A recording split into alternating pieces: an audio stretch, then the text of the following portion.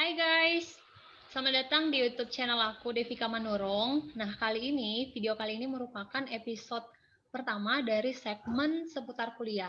Nah, kali ini aku kedatangan seorang tamu dari Bandung nih. Kita kenalan dulu ya, mungkin dari Jafran dulu. Oke, nama Muhammad Zafran. Biasa dipanggil teman-teman dengan sebutan Zafran. Jurusan Teknik Geodesi dan Geomatika Angkatan 2019, kampusnya dari Institut Teknologi Bandung. Oke, nama aku Fikri Abdul Halim dari jurusan Teknik Geologi Angkatan 2019 dari Institut Teknologi Bandung. Oke. Sebelumnya makasih ya udah nyempetin waktunya untuk sharing-sharing ke kawan-kawan kita. Nah, pertama nih, aku pengen nanya buat kalian. Alasan kalian pilih ITB itu apa sih? Kalau gua tuh milih ITB udah dari kecil sih, dari belum sekolah. Dulu tuh ceritanya, jadi cerita sekolah. Jadi ceritanya dulu tuh diajak sama ibu kan, karena rumah di dekat kampus juga, diajakin ke sana terus ditunjukin tuh sekolahnya Pak Karno katanya. Ntar kamu sekolah di situ ya. Nah, sejak saat itulah jadi kayak pengen kuliah di situ sampai akhirnya terwujud. Berarti termotivasi sejak dini ya, Fik? Nah iya benar. Keren-keren. Kalau Jafran? Kalau aku dulu tuh pengen di ITB itu sejak SMP. Sejak SMP. Sebenarnya nggak pertama kali ketemu jumpa ITB itu juga belum mungkin kayak Pikri kan. Dia orang sana jadi lebih gampang untuk ITB-nya. Kalau aku tuh aslinya itu dari Riau Sumatera. Oh ya. Riau di Pulau Sumatera.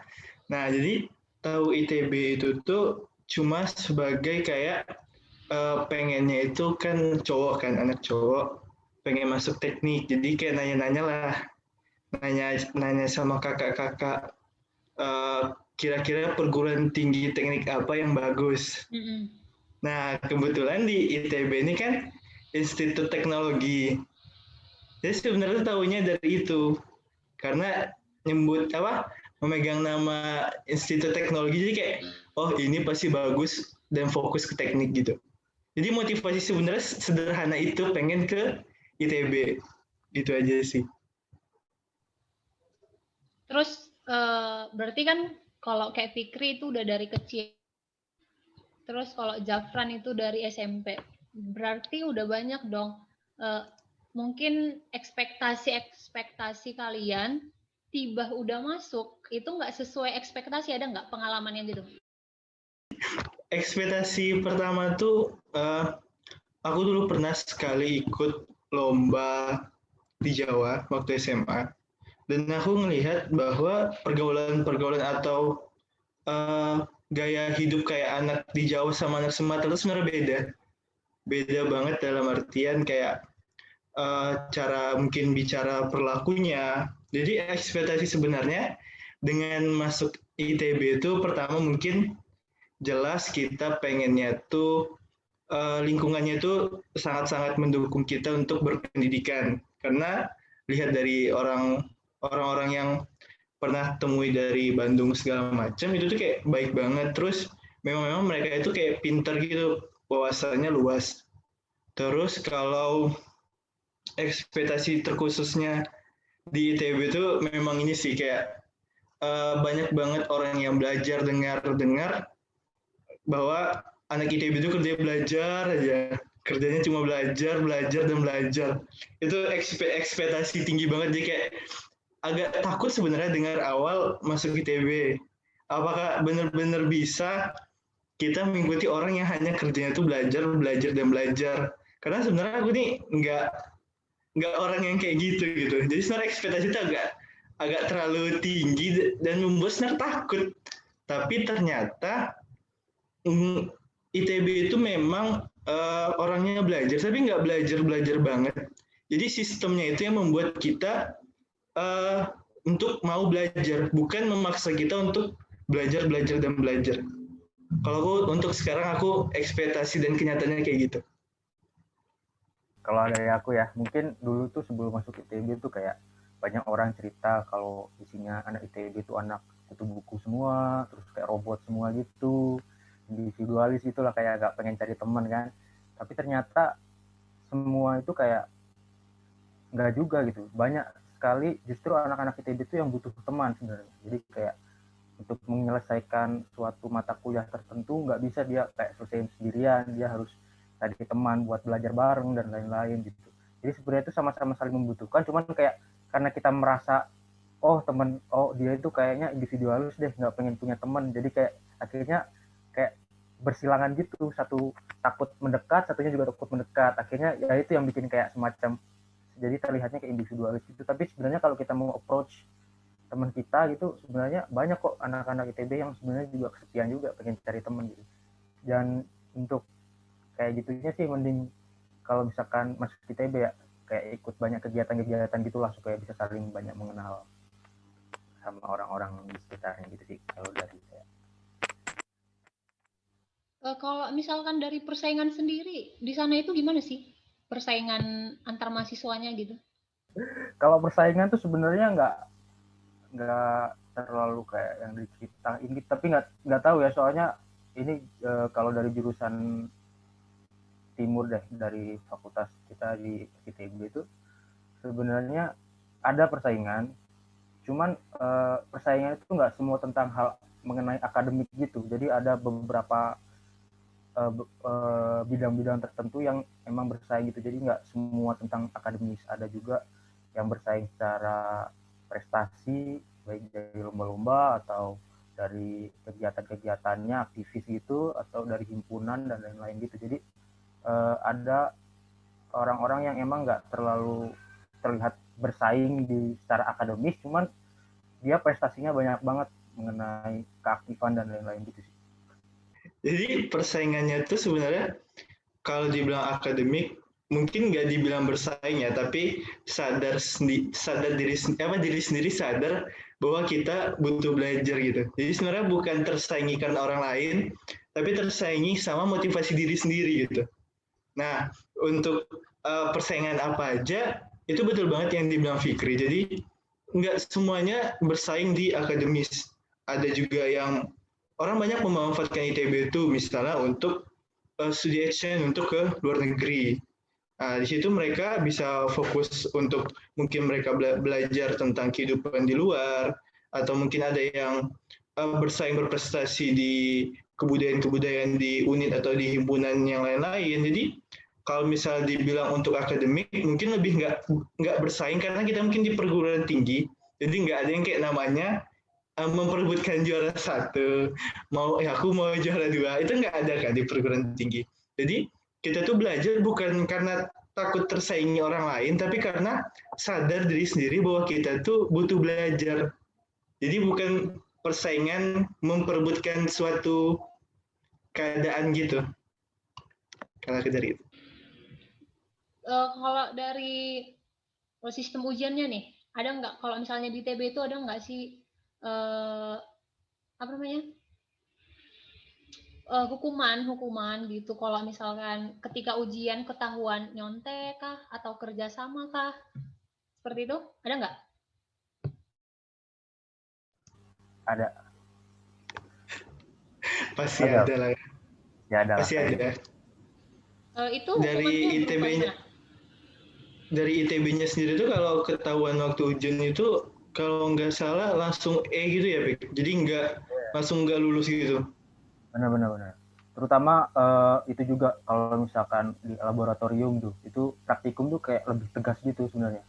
Jadi kalau praktikum, misalkan kita praktikum kimia nih, terus ada seseorang yang mengkontaminasi satu zat aja, itu satu sesi bisa nggak lulus semua itu praktikumnya. Terus apa lagi ya, Jok?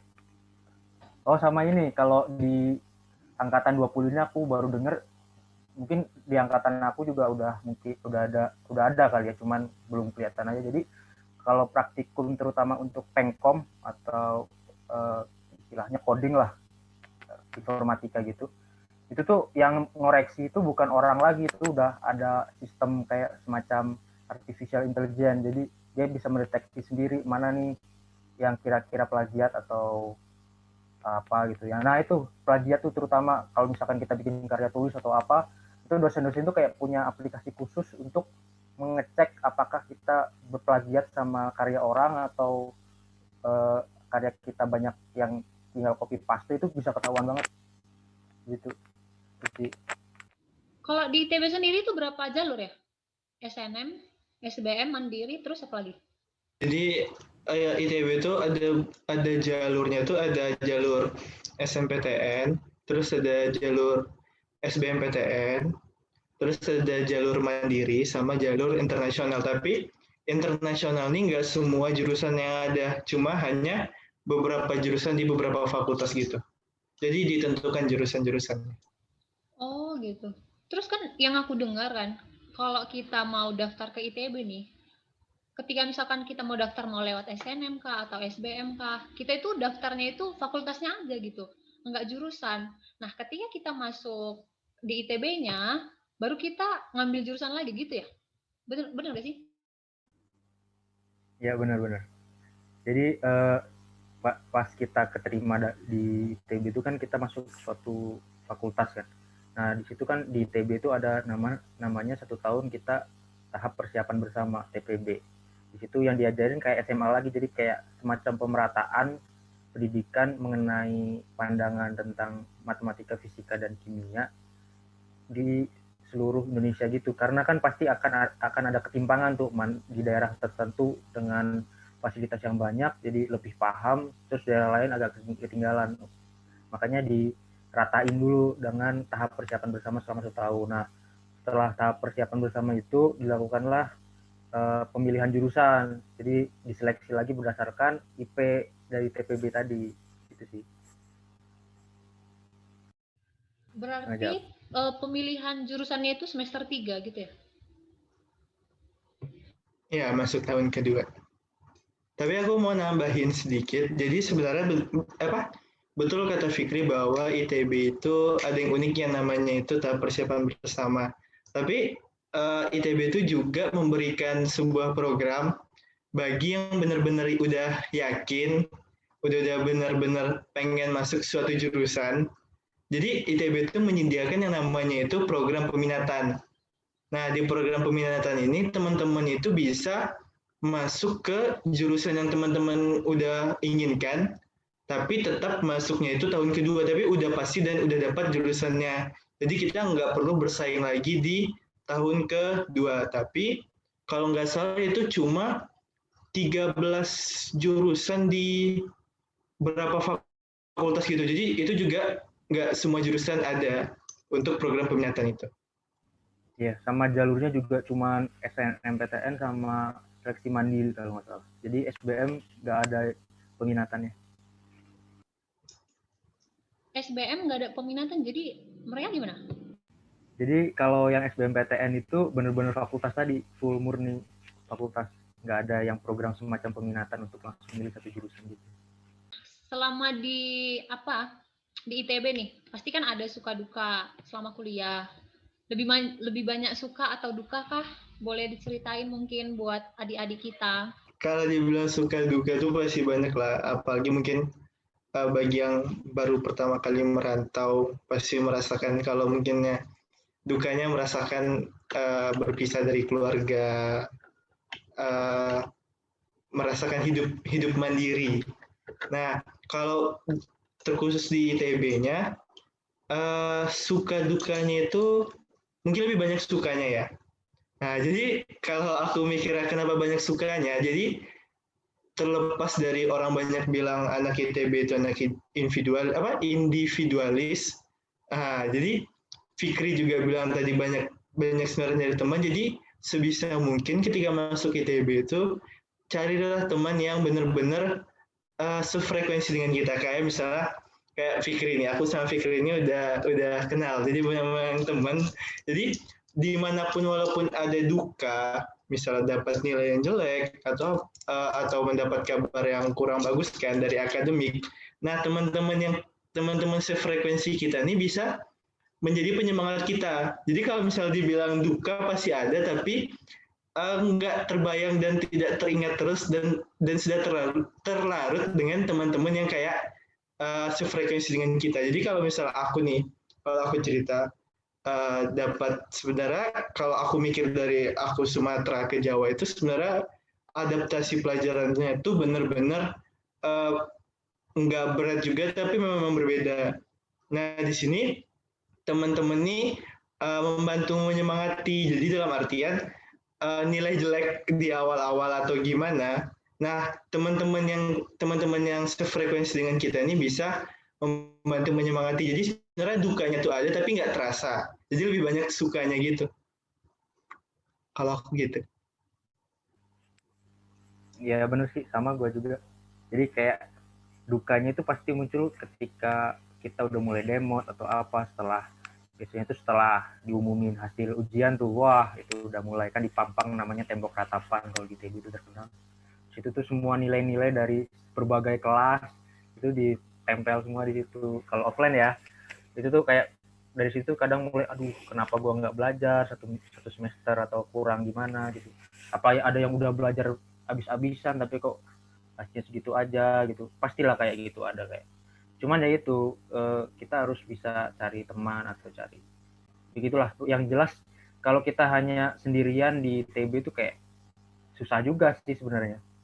Kayak memendam semua perasaan-perasaan itu di dalam diri sendiri gitu ya.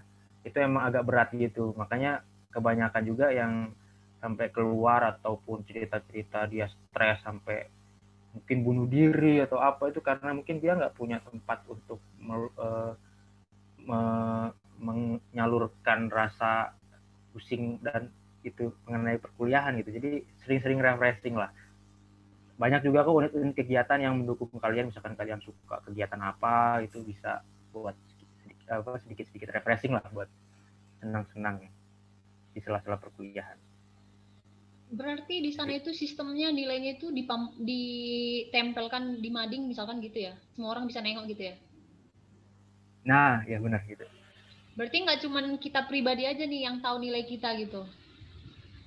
Nah, kalau untuk IP atau IPK itu langsung disalurkan melalui akun namanya akun Six. Tapi kalau misalkan mata hasil mata ujian kayak fisika, kimia, matematika itu dipampang itu biasanya. Jadi kayak semacam mading gitulah ditempel di situ semua sih. Oh Biasanya iya gitu. iya. Cuman ada beberapa mata kuliah juga nggak nempel kayak gitu, tapi langsung muncul di Six-nya. Nah, kalau misalkan gitu kan, berarti kan teman-temannya tahu nih nilai temannya gitu kan.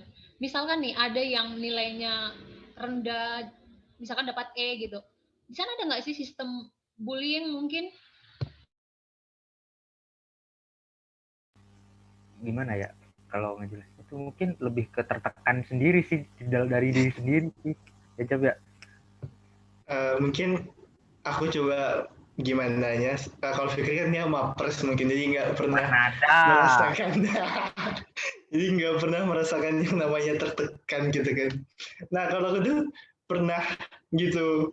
Nah tapi karena Fikri ini nilainya bagus, jadi Fikri ini justru kayak teman-teman kayak Fikri ini atau teman-teman kita ini sebenarnya bukan membuli, tapi kita jadikan mereka itu sebagai bukan acuan tapi sebagai guru lah. Kalau misal aku nih, Fikri kok bagus banget sih nilainya jauh banget. Apa sih rahasia Fikri? Nah di sini kita bisa curhat sekaligus kita bisa belajar gitu sama teman-teman kita. Jadi jangan kalau tertekan mungkin ada ya karena mungkin kita dituntut juga sama orang tua nilainya harus bagus. Ada faktor-faktor lain yang mengharuskan nilai kita tinggi. Tapi kalau bullying sendiri itu nggak ada. Jadi kalau aku justru melihat nilai teman-teman yang tinggi, contoh misalnya kayak aku lihat nilai aku terus aku lihat nilai Fikri, aku nanya sama Fikri, kadang minjem catatan atau minta ajarin. Nah kalau aku kayak gitu. Berarti tingkat Jadi kesadaran mahasiswanya di sana tinggi-tinggi ya? Keren ya? yang terbully itu sebenarnya yang nilainya gede malah.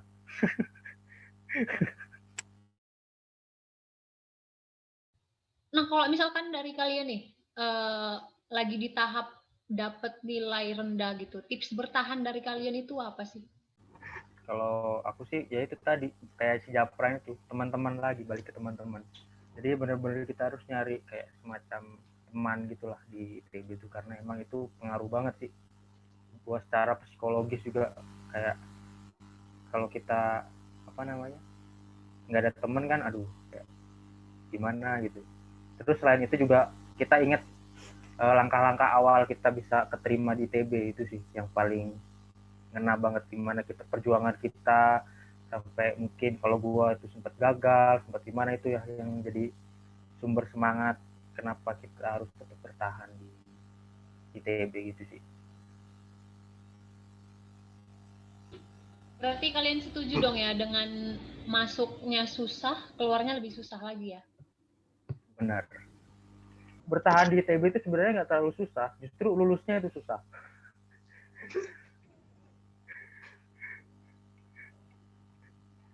Mungkin aku mau nambah yang cara bertahan tadi, mungkin dibilang Fikri itu udah merangkum semua, tapi yang paling utama itu sebenarnya kita ingat sama orang tua kita yang di rumah yang udah berjuang mati-matian untuk menyekolahkan kita, orang tua bahkan keluarga yang udah membantu pendidikan kita selama ini. Jadi jangan karena kita udah kuliah merasa kita udah dewasa kita jadi semena-mena, dan juga jangan kalau kita mendapatkan nilai yang rendah itu cepat merasa down atau cepat sedih. Jadikan lagi keluarga-keluarga kita tuh sebagai motivasi kita bahwa mereka ini udah berjuang untuk menyekolahkan kita sampai sekarang. Jadi jangan down, tetap semangat gitu. Intinya tuh ada suatu motivasi kita untuk mencapai tujuan kita. Jadi inti yang pertama tuh harus ada tujuan kita. Kenapa kita mau masuk ITB? Apa yang kita cari di ITB? Dan apa motivasi kita supaya kita bisa mencapai tujuan kita tersebut.